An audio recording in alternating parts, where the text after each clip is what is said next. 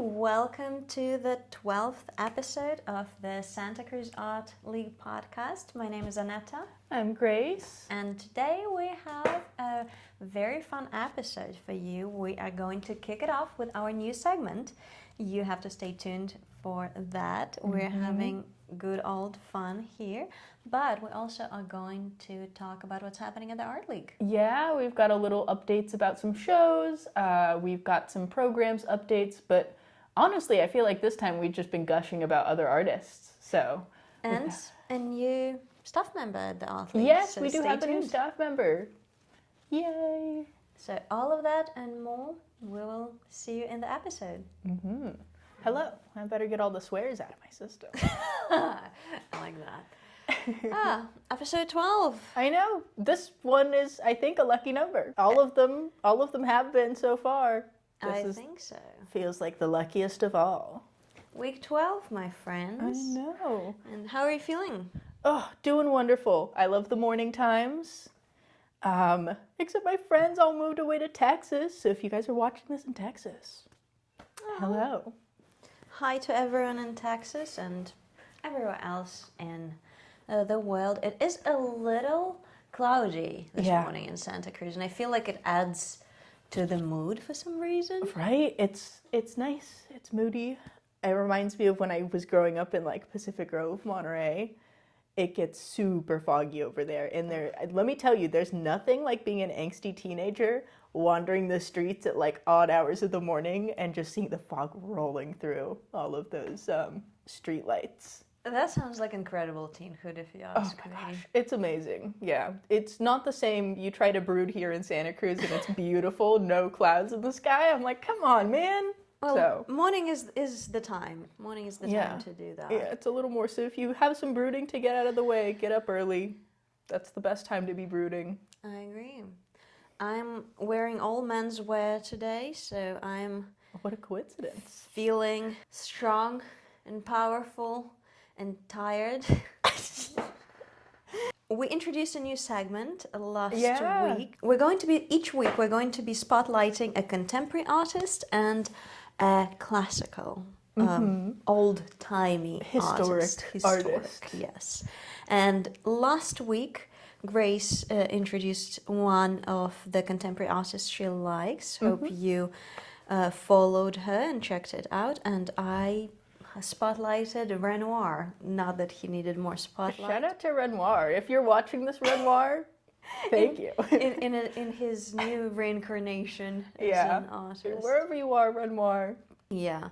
So this week we are going to be switching. So my turn would be a take on contemporary art, and Grace would take the classics. I've got a historic artist who is one of my favorites, so I'm super excited to share. So do you want to maybe open up with that for those who's just joining us? We could open up with it.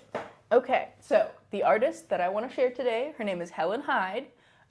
She is born in the States, and she did a lot of work in California. Actually, she passed away in 1919, which is the year we were founded. So like she exists kind of in concurrence with a lot of the folks who were doing art here.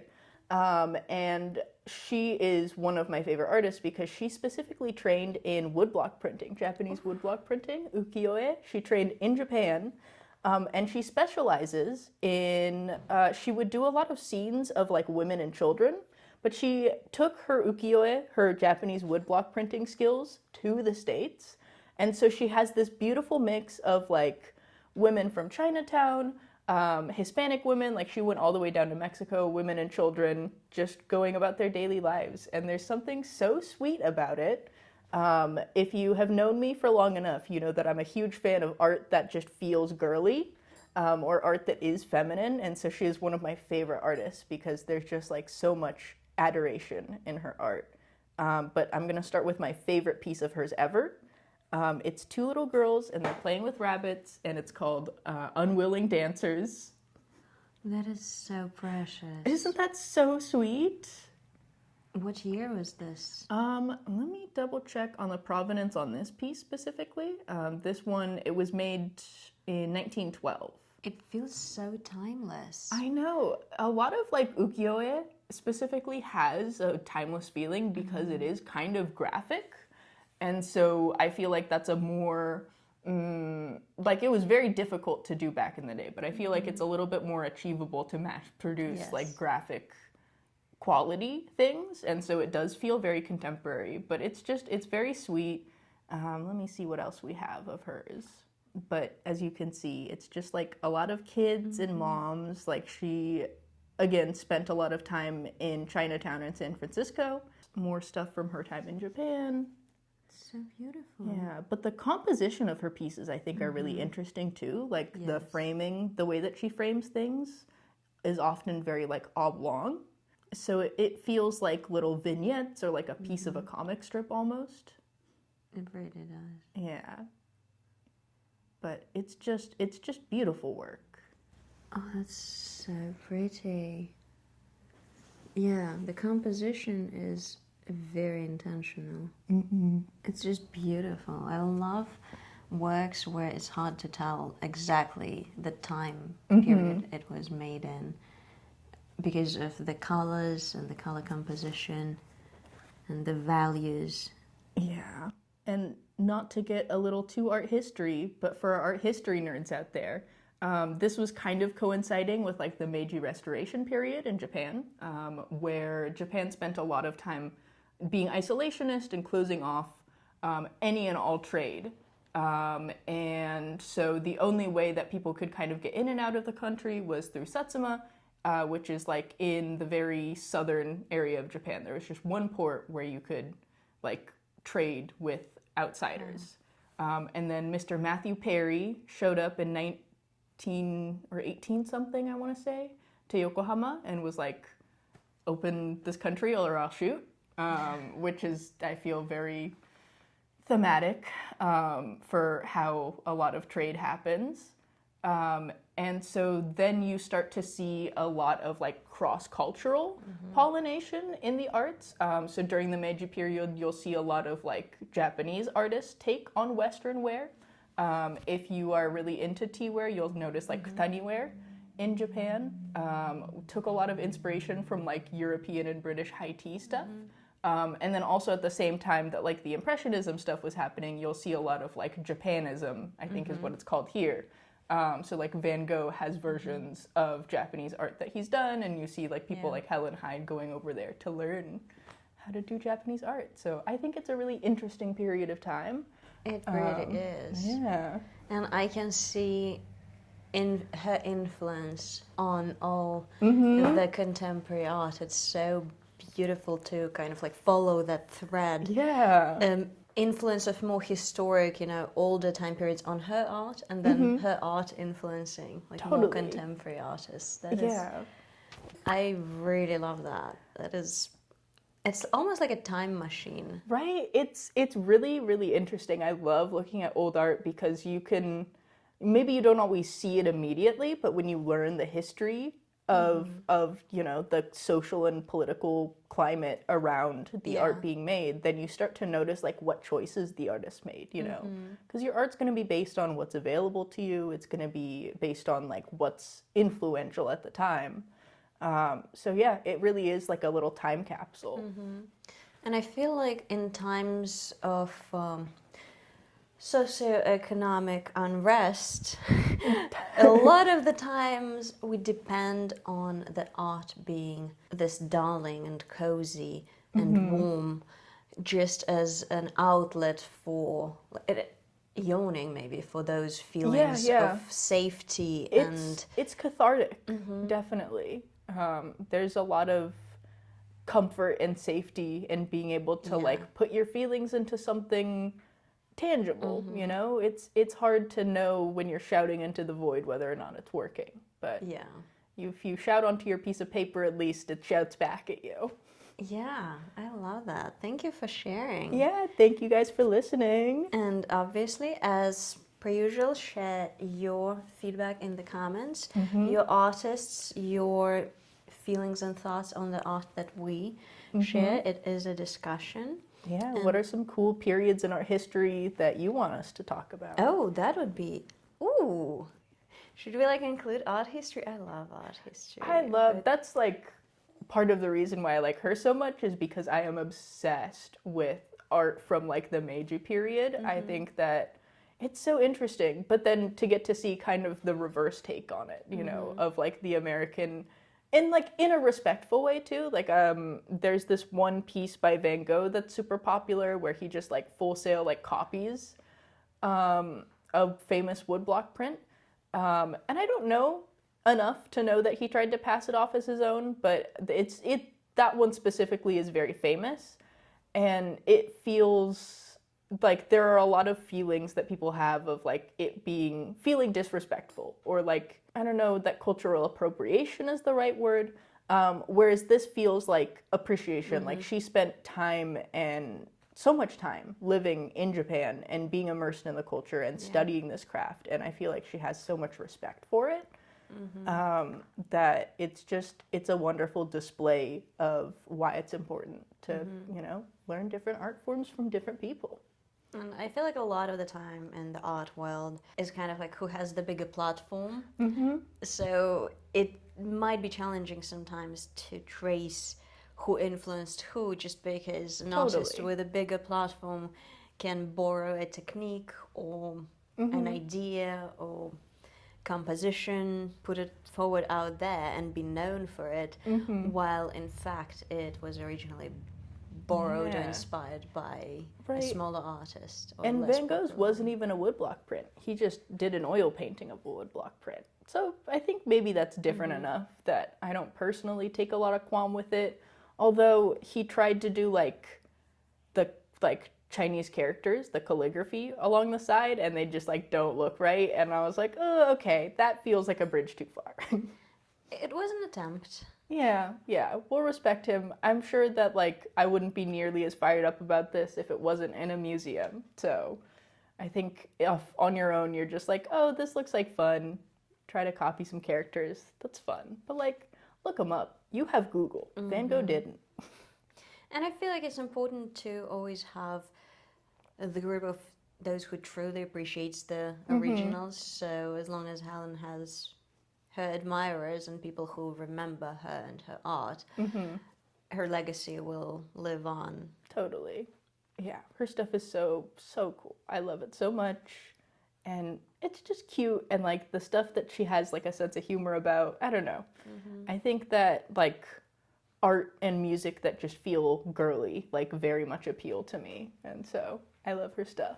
Oh, so you mentioned music, and that sounds like a good transition into the contemporary artist that I'm going to mention. I will pull up my photos. Yay! Lady I'm going to speak about is a French contemporary artist, Delphine Granbeau, and she does metal sculptures. Ooh. She lived her childhood in Berlin and was trained as a pianist. And I found her works on First Dibs originally. Oh my gosh. So that's the one I want to show you. This one was created in 2020, so very contemporary and very interesting. Wow. So this is 41 inches. It is large. That's huge. And this one is Sagiaki. You can actually, I think, even without the context, you can see Japanese influence, the Princess Mononoke by Miyazaki. So this is almost like a take on organic shapes. Whatever you see in this, you can see maybe like human cells. It's like very organic. I can see the neurons. I feel like it looks like kelp and a little bit. Yes, it is just so inspiring. And the technique that she used the metal weaving similar to the one that was used by Vikings. So I always appreciate like a little nod to history and traditional techniques.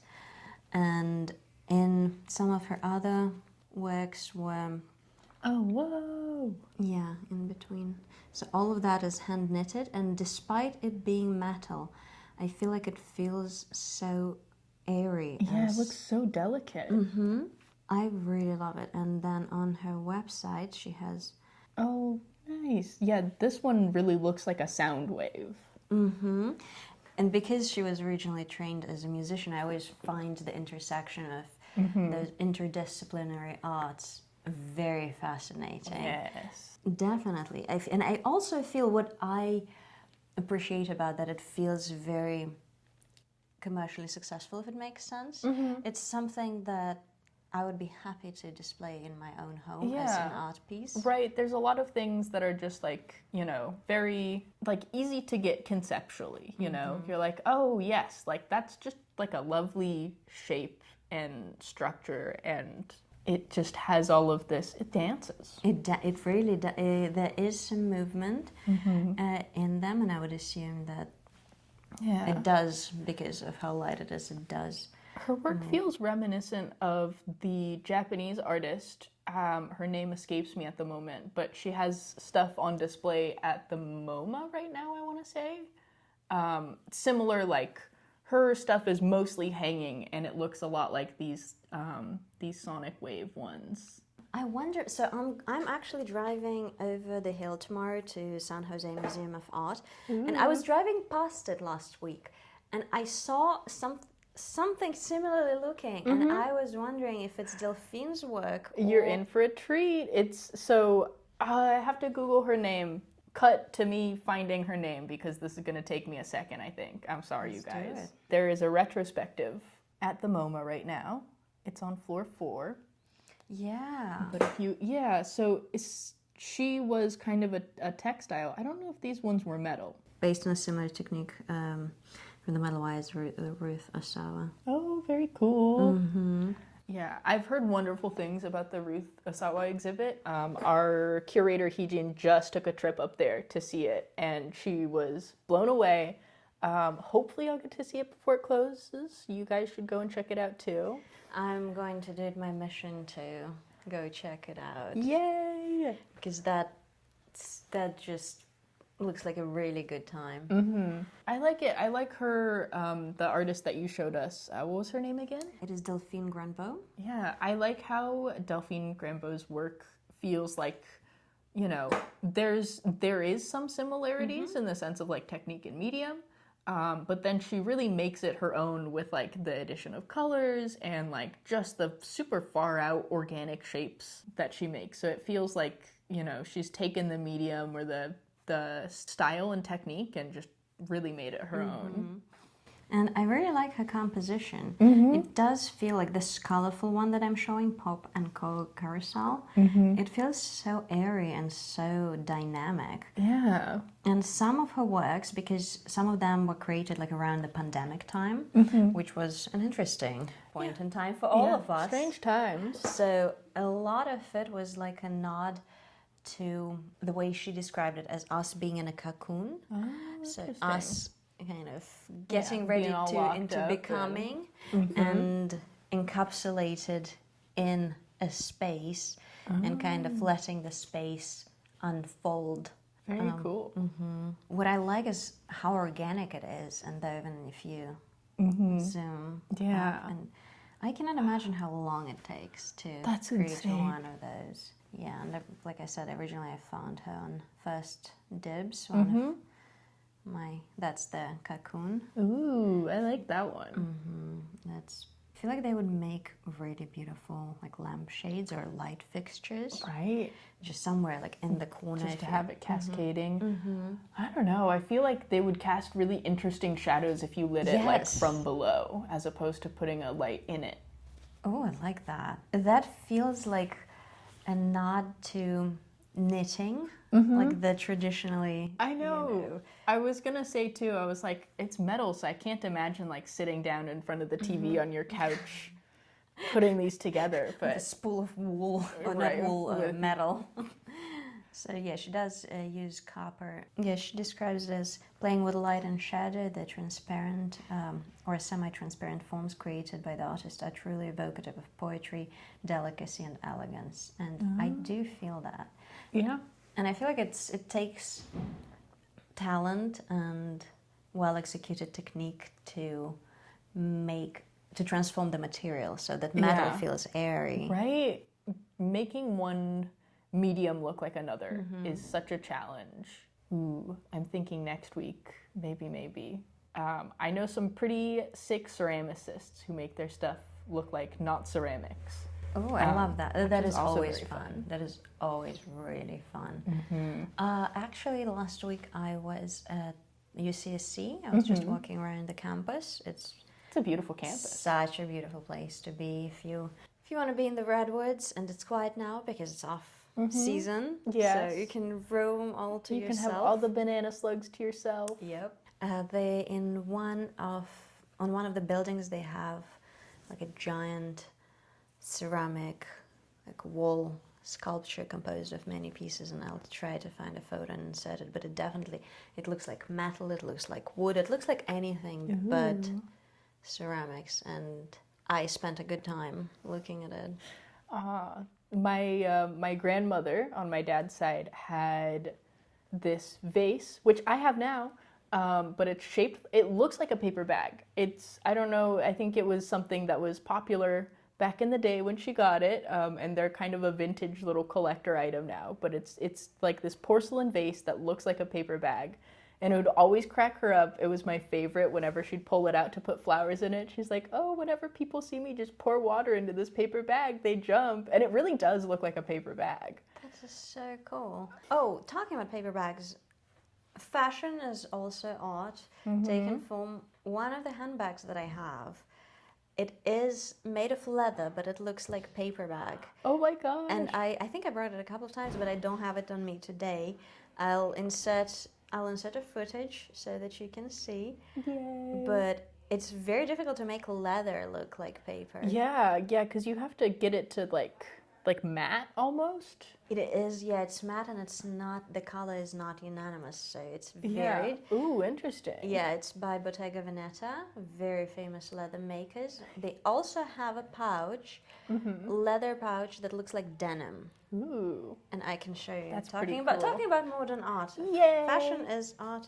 Anyways. Look at us in our menswear talking about fashion. I know. Oh, it's very pricey. That. Oh, can you believe that's leather? That is crazy. It not even is it like leather or denim textured, but they have like the individual stitching, it looks like. Yeah. That's so crazy. I want to talk about some of the talented like leather artists at some point. We have an appropriate venue because we are down the street from the tannery, which used to be a leather tannery, hence the name. So we've got leather in the county. And I was passed my love for leather down generations. So appreciation for good leather big time artists is definitely alive in me. Yeah, I feel ashamed that my boots are so scuffed up right now because I have been historically good about taking care of my leather stuff. If you guys don't know this, before the rainy season, you really want to hit your stuff with saddle soap, leather honey, and then you give it a polish if they're like boots or something that need to be polished. But that's going to keep your leather going for centuries. But talking about scuffs, personally, I am a big fan of leather being alive and not being babied necessarily. Yes, alive, not babied, but it'll last longer and Yes. it's more environmentally friendly if you just Take like care of it's it, skin, it's skin just like your skin. You want to moisturize your leather. Once a year is usually pretty good.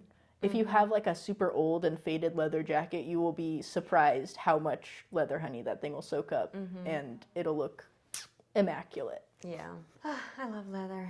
And the most sustainable way to go about that is obviously secondhand or thrifted. Because we've already produced enough. So much. There's clothing. There's enough clothing for generations and generations to come. So. Oh gosh. You're sleepy? I'm not bored. I'm just yawning. My friend's flight was at she left at 2 a.m. yesterday, so we were having a late night hanging out with her before she goes to Texas. Oh, those are the best. Yeah, it was super fun. So if I'm yawning in this episode, I'm sorry. No, Speaking you're of good. apologies, I feel like I have to apologize for last week because after careful review of our footage, I noticed my braid was brushing up against my mic the whole time. I hope you guys were okay. We figure this out as we go, and look, life is not perfect. Right, I'm like, I've done terrible things to you, dear audience, and I'm so sorry. Let it be the worst thing that happens to us all year. Yeah, I hope so. That sounds nice.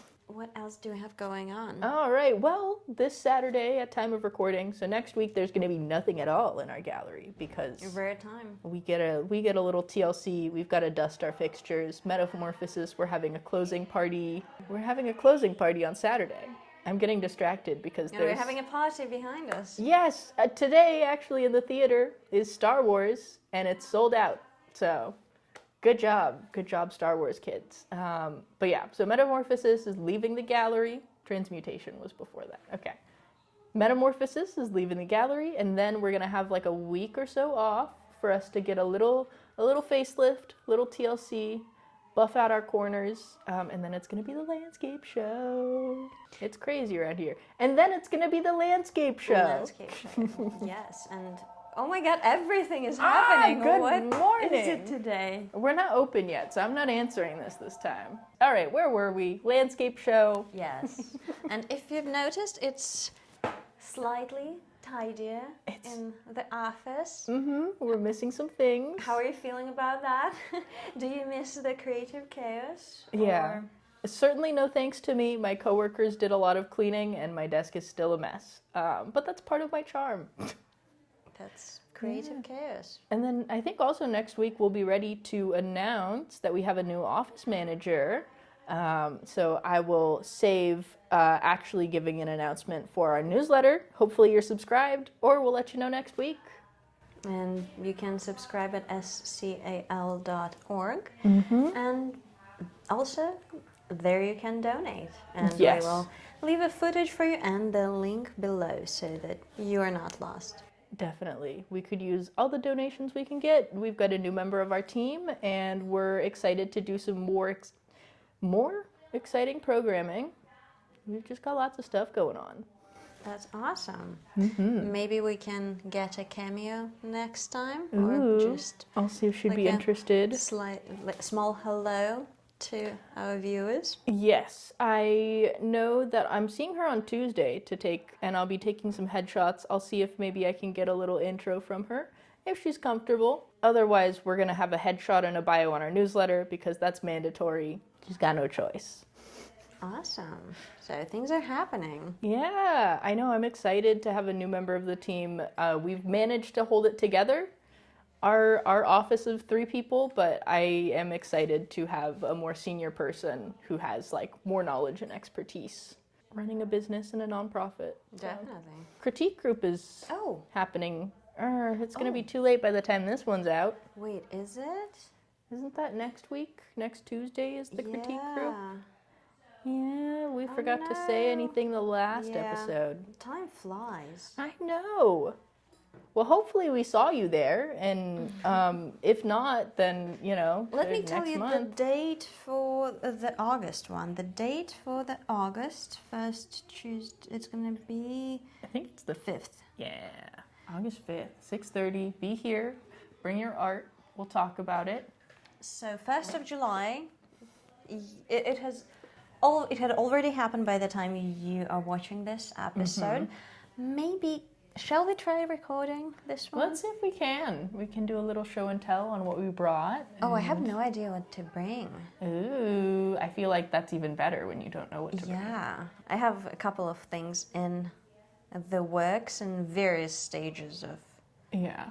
finishedness. So I'll have to see what I can. That sounds very artist. Always just a bunch of projects.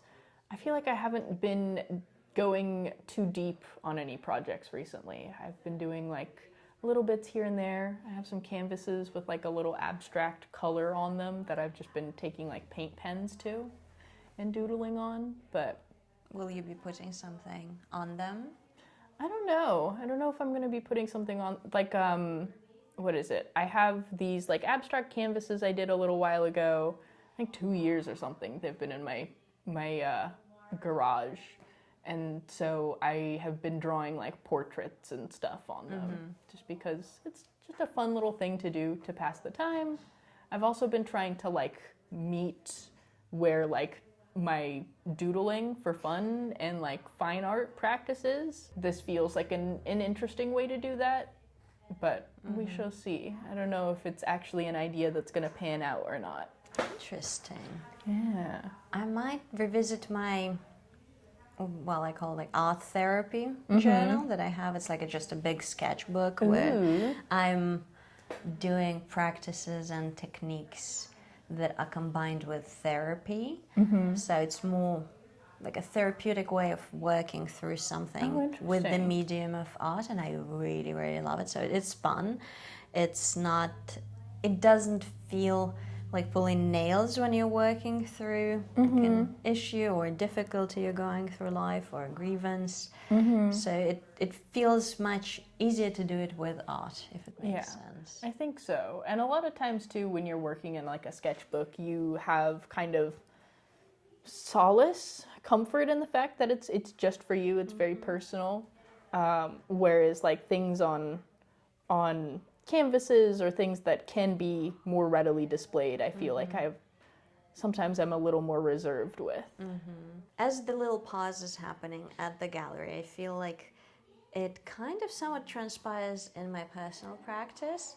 So what I was doing this past week, I was reviewing a lot of the finished pieces that I had. And I have a wall in like one of my rooms where it's just like I dedicated it to the art that is done. And I just want it out of the way, so to say. So like my house is just like my personal gallery. And I, organize them on the wall kind of to signify like it's done. It's over that stage. But the new phase is just not quite there yet. It's getting, it's in the works. Sometimes you take a little pause. That's what I really like about like doodling in my sketchbook too, is that like even if I'm between series or like projects, I just have like a little outlet to like I don't know, because it's about pencil mileage, It's about how much you're working, even if it's not necessarily something that's like serious. Yeah, and I feel like the more practice you have, regardless of what that practice consists of, the more confident you feel as an artist. And that's why I feel like it's fun revisiting different mediums. Because like every time I'm touching clay, I feel like a total newbie. It doesn't matter, like, because that's the medium I don't work with often, and I feel like I'm missing it. And I do have a pottery wheel at home, which is like a big privilege, and I don't use it enough. Ooh. But I feel like now is time. So next time we record, I hope to report some of the work with clay, especially because, well, in the art school I went to, it was slightly different in the ways, like, for the first year, all the subjects were obligatory for everyone, regardless of what your kind of like major is. And mine was ceramics. And I remember the pencil drawing was my least favorite. It's hard. Least favorite. And, well, ceramics was obviously the most favorite. And it's interesting to see how the tables have turned years later. Interesting. How now, like, I felt so confident with ceramics, with glazing, with, like, formulating of the glazes, the powders, the firing process. And now I'm like, I'm scared. What is happening? It's all new again. Yeah. Oh, that's so interesting. I feel like I've always been like a 2D artist through and through. Like, I grew up doing some arts and crafts in the sense of like, you did like origami, you'd make like your paper planes and like clay, like the little air dry stuff. But it doesn't hit the same as just drawing. I don't know.